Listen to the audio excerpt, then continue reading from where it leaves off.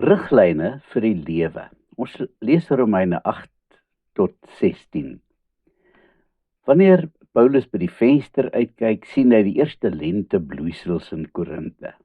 Nuwe lewe na die snerpende winter. Hy draai om na sy sekretaris. Daar is dan nou geen veroordeling vir diegene wat in Christus Jesus is nie. Jesus gee ons nuwe lewe, net soos wat die natuur elke lente wys dat daar lewe is na die winterdood. Paulus besef maar al te goed dat sy tydjie in Korinthe nou vinnig besig is om uit te loop, en nou wink Jerusalem vir hom. Maar eers wil hy 'n draai gaan maak in Sirië, op pad na Jerusalem. Hy is sommer opgewonde net oor die gedagte om weer in sy geliefde stad Jerusalem te kom. Daar waar hy so baie mooi herinneringe het van die tyd toe Gamaliel hom van die berding van die woord geleer het. Hy bimmer uit 'n lofsing en die arme sekretaris moet skryf dat die bissies bewe. In hoofstuk 11 vers 33 tot 36 sing hy die loflied. O diepte van die rykdom en die wysheid en kennis van God, hoe ondeurgrondelik is sy oordeele en hoe onnaspeurbaar sy weë. Want wie het die gedagte van die Here geken? Of wie het as sy raadsman opgetree? Of wie het eers gawes aan hom gegee vir wie hy dit sou moes vergoed? Want uit hom en deur hom en tot hom is alle dinge. Aan hom kom die eerlikheid vir ewig toe. Amen. Paulus het 'n groot deel van die brief gewy aan die wet en veral vir die nie-Jode wat die wet gaan lees. Is dit iets wat hulle nie maklik gaan verstaan nie. Dus besluit Paulus dat dit dalk goed sal wees om vir hulle te skryf hoe 'n gelowige dan behoort te lewe. Hy sal vir hulle 'n paar riglyne gee. Wat verwag die Here van jou? In hoofstuk 12 begin hy. Broers, op grond van die barmhartigheid van God roep ek julle dus nou op om julle liggame beskikbaar te stel as 'n offer wat lewend en heilig is en vir God aanneemlik is. Dit is julle sinvolle godsdiens. Dan lê hy 'n klompie riglyne neer oor hoe God gedien behoort te word.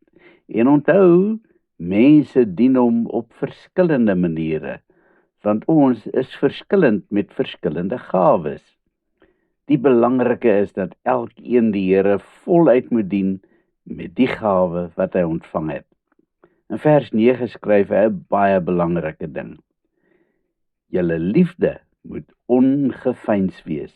Verafskiet die kwaad. Hou vas aan die goeie. Julle behoort mekaar lief te hê met innige broederliefde. Gaan mekaar voor in eerbetoning. Liefde en veral hartlike liefde vir jou medegelowige is iets wat so belangrik is, dat jy dit net eenvoudig nie kan oorbeklemtoon nie. Maar dit mag nie maar net 'n hartsliefde wees nie. Dit moet praktiese liefde wees. As 'n medegelowige in nood is, moet jy help. Vertroos wanneer iemand bedroef is. Betoon hartlike gasvryheid. En kuier net so lekker saam met diegene wat heel onder op die sosiale leer is as diegene daarbo. Vers 16. Wees eensgesind onder mekaar. Moenie hoogmoedig wees nie, maar skaar julle by die nederiges. En dan is daar natuurlik eensgesindheid. Een van die ernstige kwale van die ou Afrikaner volkie is dat dit so bitter moeilik is om eensgesind te wees. Ons kry dit nie eens reg om onder mekaar eensgesind te wees nie. Wat staan nog met ander kulture? Die 3 susterkerke het presies dieselfde belydenisskrifte en glo presies eners. Maar saam staan, dis verniet. Kan ons nie maar vir een keer ons verskilletjies vergeet en eensgesind wees nie?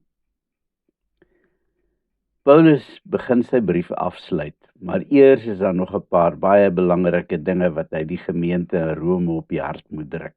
Asook vir ons vandag. In hoofstuk 13 praat hy van jou verpligting teenoor die owerhede. Hy besef maar al te goed hoe korrup die regering van Rome is. Sy lesers moet egter baie goed besef dat God hierdie regering hulle gesag gegee het. As hulle daai gesag misbruik, is dit 'n saak tussen hulle en God. Maar omdat God hulle die gesag gegee het, is dit die gelowiges se plig om steeds daardie gesag te eerbiedig. Want sodoende eerbiedig hulle God.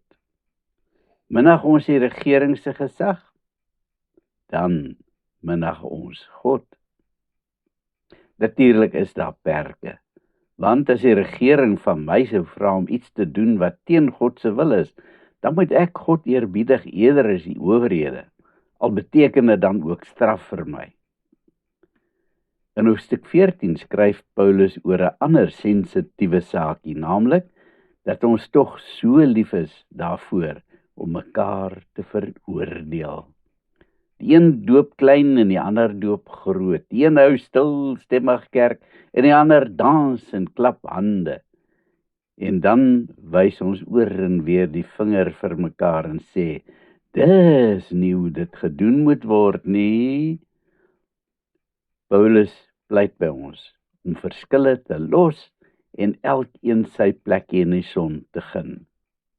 Vir Oulaas, voor hy groet, vertel Paulus vir die Romeine hoe graag hy by hulle wil uitkom. Miskien eendag. Dan groet hy aan die einde van hoofstuk 16 met die woorde: aan hom, die enigste en alwyse God, kom toe die heerlikheid deur Jesus Christus vir ewig. Amen. Kom ons bid saam. Here, in hierdie laaste deel van Romeine sien ons van liefde, liefde en nogmaals liefde. Leer my asseblief om in ware liefde te kan leef met elkeen wat oor my pad kom. Amen.